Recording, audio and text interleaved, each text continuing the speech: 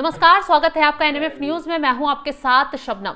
बिहार चुनाव करीब हैं और आरजेडी ने अपना घोषणा पत्र जारी कर दिया है। तमाम वादे बिहार वासियों से किए गए हैं, जिसमें महिलाओं को कुछ पैसे हर महीने देना, स्वास्थ्य योजनाओं को लेकर, नौकरी को लेकर। लेकिन इससे बीच में कुछ वादे ऐसे हैं जिस पर संग्राम छिड़ गया है। वो है ओबीसी कैटेगरी को लेकर। उनको ऐसी सुरक्षा मुहैया कराई जाएगी अगर उनके खिलाफ कोई बयान दे देता है या कोई आपत्तिजनक टिप्पणी भी कर देता है तो फिर एक्शन होगा। अब इसी पर चर्चा करेंगे। खैर, इसके साथ एक और वादा ऐसा किया गया है जिस पर विवाद शुरू हो गया है। बौद्ध मंदिर को लेकर यह वादा किया गया है। आज इसी पर चर्चा करेंगे। चर्चा के लिए हमारे साथ जुड़े हुए हैं वरिष्ठ पत्रकार पंकज प्रसून जी। पंकज जी, पहले तो घोषणा पत्र के वादे बताइए और उन वादों में जो संग्राम जिस मुद्दों पर छिड़ा है उसको भी बताइए। बड़ा इंटरेस्टिंग है इस बार आरजेडी का घोषणा पत्र। जैसे बिहार के हर परिवार में एक सदस्य को सरकारी नौकरी, और वो भी 5 साल में नहीं, सरकार बनने के 20 दिन के अंदर। मतलब कि 2.5 करोड़ सरकारी नौकरियां 20 दिन के अंदर। ये कैसे पॉसिबल हो पाएगा? अब पॉसिबल है या नहीं है वो आप सोचते रहिए, तेजस्वी का काम नहीं है सोचना। दूसरा कि बिहार की हर महिला को हर महीने 2500 रुपए फ्री ऐसे ही दे देंगे। वो इतना बजट कहां से आएगा? अब ये आपका सोचने का काम है, तेजस्वी का नहीं। तीसरा, हर घर में 200 यूनिट तक फ्री बिजली। अच्छा, सरकार का इतना खजाना है? अब ये पढ़े लिखे लोगों के सोचने का काम है, तेजस्वी का नहीं। चौथी घोषणा कि हम वक्फ वो एक्ट जो बनाया है मोदी सरकार ने उसे खत्म कर देंगे। अच्छा, मुसलमानों को खुश करने का यहां पैतरा खेल दिया। नहीं, वो केंद्र सरकार का बिल है, वो राज्य सरकार नहीं कर सकता। अगर सारी की सारी सीटें भी तेजस्वी यादव को आ जाए, फिर भी वक्फ अमेंडमेंट एक्ट जो नया वाला है उसको वो नहीं खारिज कर सकते। उनके बस का है ही नहीं, मतलब उनके कार्य क्षेत्र में ये आता ही नहीं। लेकिन बोलकर एक पक्ष को खुश तो कर ही सकते हैं। हाँ, ये अलग बात है। दूसरा, ये तो पहले मैंने बताया ये फ्री वाला 3-4 बड़ा 25 लाख तक का हेल्थ इंश्योरेंस हर परिवार को। बिहार में 12.5 करोड़ लोगों को 25-25 लाख का हेल्थ इंश्योरेंस। अच्छा, आप जोड़ते जाइए ना, दुनिया का कोई भी कंप्यूटर कैलकुलेट नहीं कर सकेगा पैसा। मैं चैलेंज कर रहा हूं, आपके पास कैलकुलेटर है और मैं आपको बताता जाता हूं, अगर वो आंकड़े फिट आ गए तो आप जो बोलिएगा सो। उसके बाद अलावा ये कह रहे ओल्ड पेंशन स्कीम लागू करेंगे, जो पुराना वाला पेंशन स्कीम था वो। हाँ। उसके अलावा इस देश में एससी एसटी एक्ट है ना। हाँ। कि जब भी आप किसी एससी को या ट्राइबल समाज के लोगों के बारे में जब भी आपत्तिजनक कोई बातें कहते हैं तो उस एक्ट के तहत आपके खिलाफ केस होता है, कानूनी कार्रवाई होती है।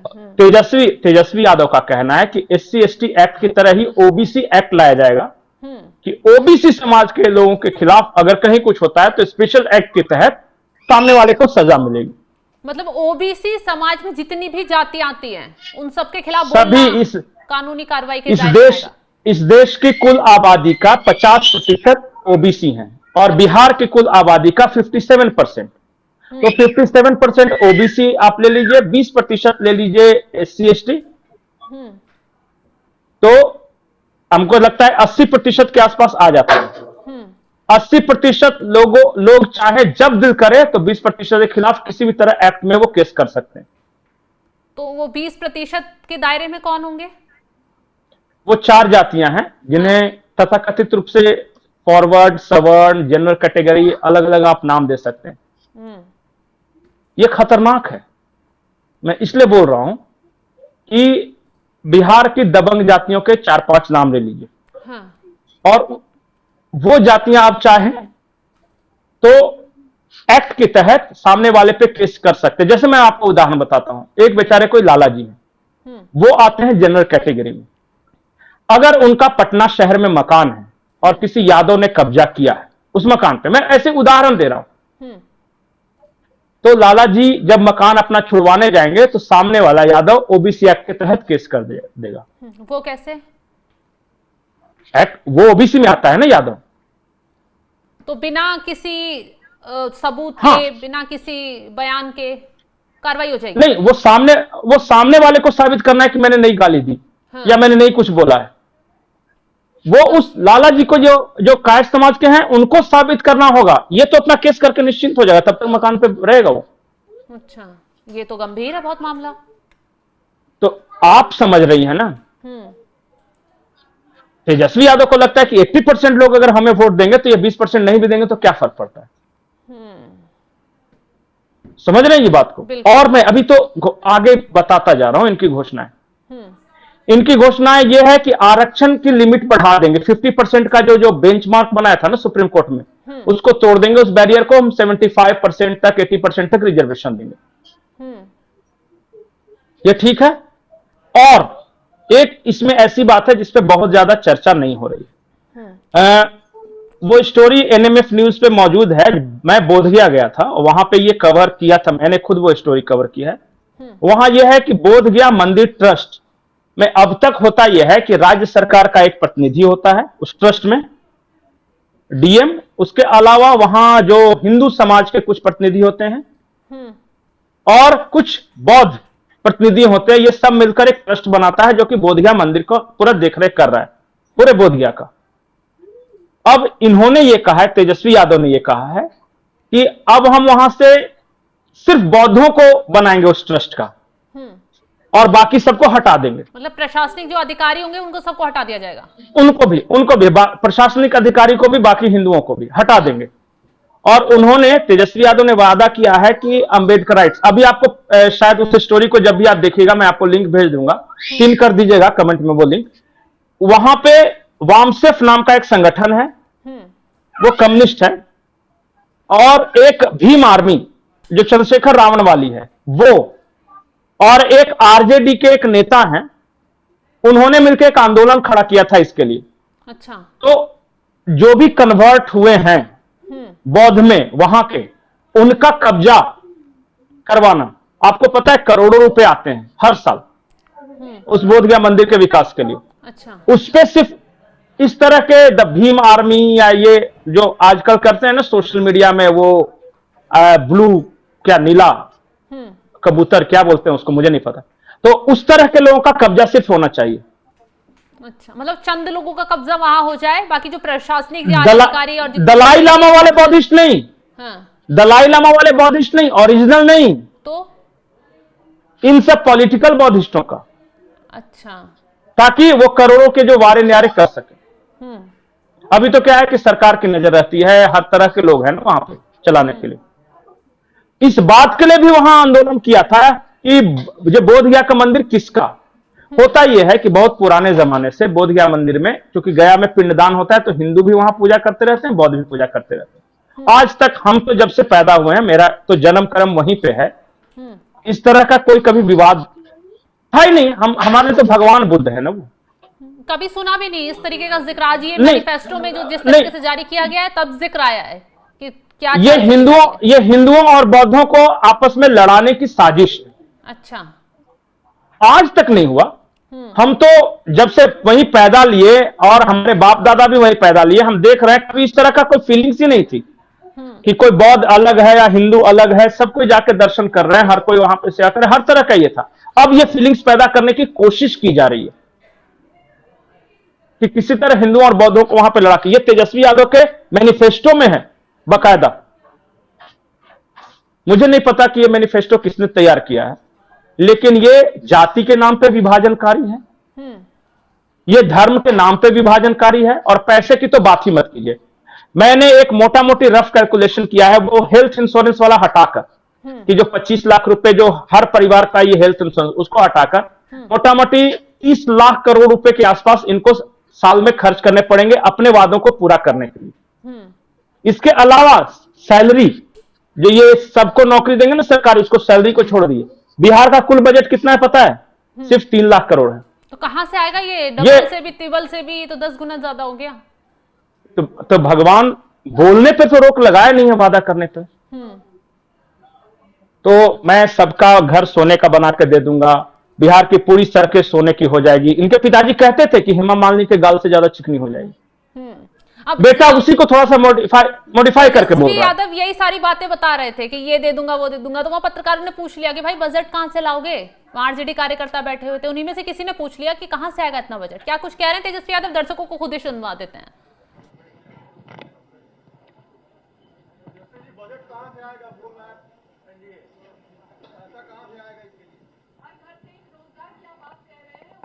पहले एनडीए से पूछिए उनका घोषणा पत्र कब आएगा। हम तो बता देंगे, हम तो काफी आगे हैं। कहां से आएगा, कहां से आएगा, वो सब छोड़िए। एक एक चीजें इसमें जो लिखी गई हैं बिना एक्सपर्ट्स के राय के, बिना अध्ययन किए, बिना डेटा के, हम लोग झूठे टूटे फूटे वादे नहीं करते हैं। जो कहते हैं वो करते हैं, जो कह रहे हैं वो करेंगे, और आप सब लोग इसका गवाह बनिएगा। तो पंकज जी, सवाल उठाए जा रहे हैं आरजेडी के मैनिफेस्टो पे, ये तो एक्सपर्ट ने तैयार किए हैं। अब आरजेडी के उठा रहे हैं, वो तो कह रहे हैं कि एनडीए कब अपना जारी करेगा वो बताए। जब एक्सपर्ट ने तैयार किया तो सोच समझ के तैयार किया होगा ना। तो एनडीए तो 30 तारीख को जारी करेगा, ये तो आधिकारिक हो गया है। और एनडीए जारी करेगा, वहां अलग अलग पार्टियां नहीं, ऐसा नहीं कि आरजेडी के सिर्फ लोग बैठे हुए रहेंगे। वो सारे मिलकर घोषणा पत्र जारी करेंगे।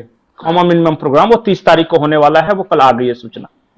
मैं चाहता हूं कि वो वीडियो एक बार म्यूट करके अगर वो शुरुआती तस्वीर दिखा सके तो बड़ी इंटरेस्टिंग है। मैं बता रहा हूं कि ये कैसे वादे पूरा करेंगे, क्या है।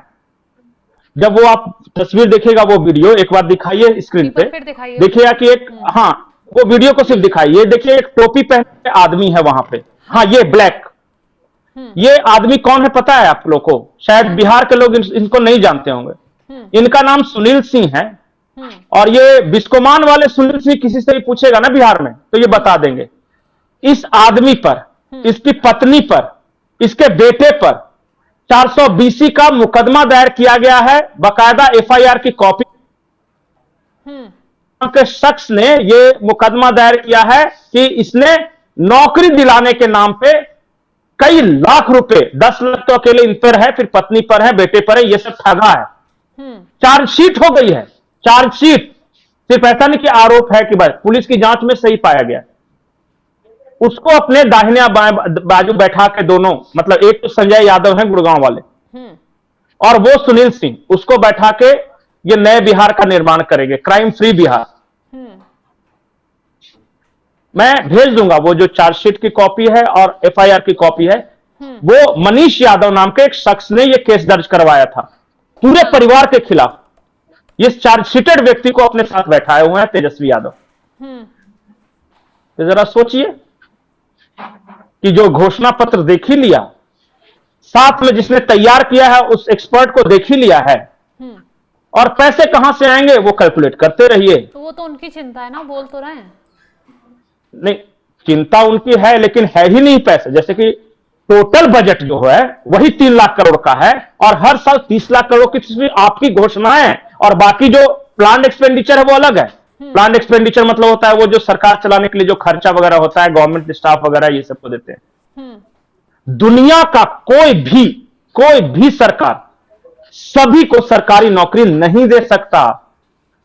ये आप लोग को बेवकूफ बना रहे हैं, दे ही नहीं सकते। दुनिया में कहीं नहीं ऐसा हुआ है। और इसके अलावा हर महिला को 2500, तो हर को 25 लाख का हेल्थ इंश्योरेंस, तो पता नहीं क्या क्या, अब 200 यूनिट तक फ्री बिजली। सिर्फ एक ही बात नहीं कहा है इसमें, वो कमी रह गई कि हर आदमी को सोने से मढ़वा देंगे। सिर्फ उतना छोड़ के बाकी सब कहा है। खैर, अब जो वादे किए हैं वो विवादों में तो आ ही गए हैं। बहुत बहुत शुक्रिया तमाम जानकारी देने के लिए पंकज जी आपका। तो देखना होगा कि तेजस्वी यादव अगर सत्ता में आ जाते हैं तो कैसे इन वादों को पूरा कर पाएंगे, क्योंकि चुनाव से पहले ही जनता ये पूछ रही है कि पैसे कहां से लाओगे भाई, इतना तो बिहार का बजट नहीं है जितना बड़ा आपने मैनिफेस्टो में वादे कर दिए हैं। अब जनता भी इन वादों को समझ रही है कि तेजस्वी यादव सिर्फ लोगों को लुभाने के लिए बातें तो कर रहे हैं, पूरा करना मुश्किल ही नहीं, नामुमकिन है, नामुमकिन। और यही बात बीजेपी और एनडीए के बाकी दल भी बोल रहे हैं, लोगों को बता रहे हैं कि गुमराह मत हो, ये वादे तो कर दिए लेकिन अगर चुनाव जिता दिया तो नुकसान किसका होगा? सिर्फ तुम्हारा ही होगा। तो चलिए, आप क्या सोचते हैं इन वादों को लेकर तेजस्वी यादव के? कमेंट बॉक्स में जरूर बताइएगा। तमाम बड़ी खबरों की अपडेट के लिए आप हमारे साथ जुड़े रहें। नमस्कार।